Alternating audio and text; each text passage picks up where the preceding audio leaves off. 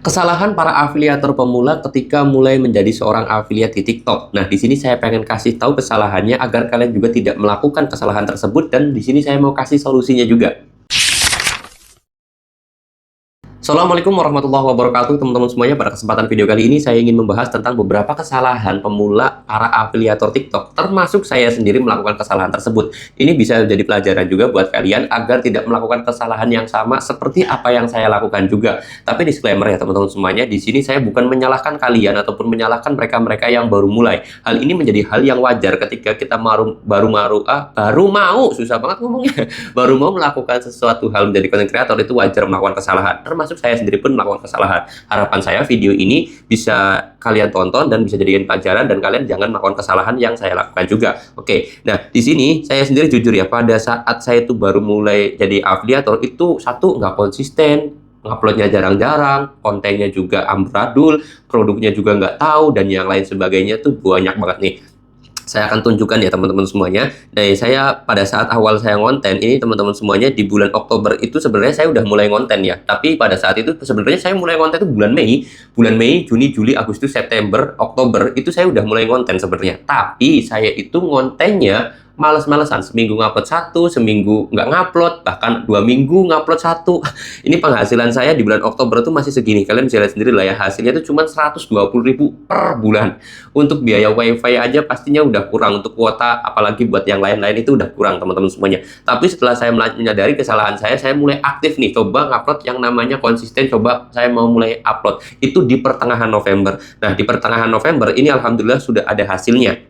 Nah, saya praktekin lagi di bulan Desember dengan strateginya, itu alhamdulillah udah dapet penghasilan segini banyak ya. Kalian bisa lihat sendiri lah ya, GMV-nya udah nyampe 900 juta, dan tapi di sini memang GMV sama komisi ini nggak 10% ya, tapi kurang lebih sekitar 8%-an aja. Yang nggak jadi masalah, yang penting penghasilannya cukup lumayan banyak. Nah, apa sih kesalahan yang saya lakukan ketika baru menjadi seorang afiliator? Itu pertama, tidak konsisten. Itu udah menjadi hal yang mungkin umum ya, karena satu males, yang kedua juga mungkin karena saya banyak kegiatan juga di luaran sana. Itu memang jadi salah satu faktor banget ya. Terus kemudian saya juga belum pernah merasakan, bukan belum pernah sih, maksudnya masih malas aja, masih malas dan masih banyak kegiatan di luar. Terus yang kedua adalah asal-asalan memilih produk. Ini menjadi salah satu kunci nih teman-teman semuanya. Yang penting produknya ada lah, yang penting sama lah produknya, itu yang selalu dalam pikiran saya. Contoh di awal-awal ngonten saya itu mempromosikan, kalau nggak salah ada lem Korea ya. Nah, di sini saya akan cari nih lem Korea saya ini mana ya? Lem Korea. Nah, dalam hal memilih produk ini teman-teman semuanya, saya kasih tahu dulu ya, lem Korea. Sebentar, saya di lem Korea ini ya. Nah, di lem Korea ini jujur ketika saya mempromosikan lem Korea itu ya udah, yang penting ini judulnya ini kan sama lem Korea, ya sudah, ini yang saya masukin ke keranjang kuning. Padahal produk ini baru terjualnya sedikit ya, baru 900 gitu loh. Nah, ini salah sebenarnya. Yaitu kalau bisa penjualan produknya itu udah banyak itu teman-teman semuanya. Jadi jangan hanya sekedar masukin keranjang, tapi kita juga harus melihat produk tersebut bagus apa enggak, trending atau enggak gitu ya. Nah, di sini nih, kayak di sini misalkan di baru terjual 21 terjual. Usahakan jangan yang 21 terjual, tapi usahakan yang ini aja nih. Ini penjualannya udah mencapai 10.000 piece lebih. Terus ini juga tuh liatin, penjualannya udah bahkan 100.000 piece lebih gitu ya. Jadi ini yang kalian masukin ke keranjang, jangan yang ini nih yang baru terjual sedikit atau yang baru terjual segini ya. Walaupun kalau kita lihat ratingnya bagus ya, tetapi lebih diutamakan kalau kata saya sih yaitu penjualannya banyak seperti itu, atau masuk ke dalam produk kategori trending nih, kayak misalkan ini bukan ya, karena ini bukan produknya. Itu kesalahan saya pada saat awal saya ngonten. Jadi saya harap kalian juga ketika ngonten itu harus konsisten, entah sehari ngupload 2, entah 3, entah 4, entah 5, itu terserah kalian. Yang penting kalian setiap hari upload. Nih, banyak afiliator pemula, males kontennya, nanti gampang sore aja nguploadnya, nanti malam aja nguploadnya. Itu menjadi salah satu kendala yang pertama. Yang kedua adalah tidak melakukan riset produk. Di video saya sebelumnya sebenarnya sudah saya sampaikan juga ya, cara riset produk itu seperti apa. Nah, usahakan banget kalau untuk mau memasukkan produk itu adalah produk yang trending. Bentar, mana ya produk yang trending? Ini agak susah sih kalau nggak nyari produk trending. Bentar, saya contohkan kalau produk trending itu seperti ini, di etalase aja ya. Saya sendiri di etalasenya tuh ada produk trending nih. Kayak ini, dia masuk kategori produk trending. Nah, kalau misalkan produk trending itu di bawahnya ini udah ada tulisan kayak gini, produk bermutu. Nah, ini usahakan produk yang trending seperti ini ya teman-teman. Kalau kita klik tuh, dia nomor 1 ya teman-teman semuanya, dan sedang trending juga. Terus kemudian yang kalau misalkan produk nggak trending, ini kan sama-sama produk Me Too juga ya. Nah, ini dia nggak masuk produk trending. Nah, kalian jangan masukin produk yang ini, tapi masukkanlah yang keranjang nanti produk ini. Seperti itu caranya. Itu yang kedua, kesalahan saya. Lalu kemudian yang ketiga adalah masalah tidak memahami situasi dan kondisi ketika membuat video. Apa contohnya? Ya sudah nih guys, ini tisu.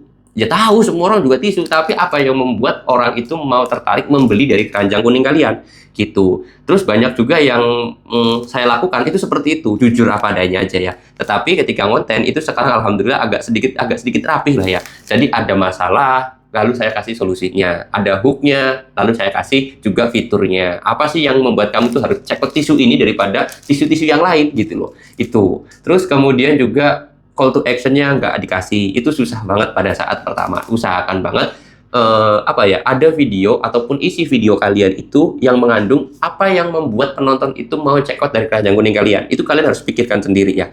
Jadi itu gampangannya sih ya, kita harus bikin ide kontennya atau konsep kontennya seperti apa, narasinya seperti apa agar orang itu mau beli di keranjang kuning kita. Itu 3 hal ini aja sih kalau kata saya mah yang membuat para afiliator itu melakukan kesalahan besar yang akhirnya tidak ada produk yang terjual atau kasarnya itu lama akunnya berkembang. Ya jujur saya juga masih lama sih akunnya, atau akun saya juga nggak berkembang banget nih, viewsnya juga masih sedikit, tapi alhamdulillah walaupun viewsnya sedikit ya kalian bisa lihat sendiri lah, views saya itu sedikit banget. Nah ini saya sendiri yang penting konsisten ngupload aja lah, nggak usah mikirin views. Tapi kalau masalah penghasilannya alhamdulillah sehari dapat segini ya teman-teman semuanya. Terus kemudian untuk kemarin juga udah dapat segini, kan lumayan. Nah itu. Nah, yang penting saya kuncinya konsisten. Lalu kemudian yang keempat adalah masih mikirin views.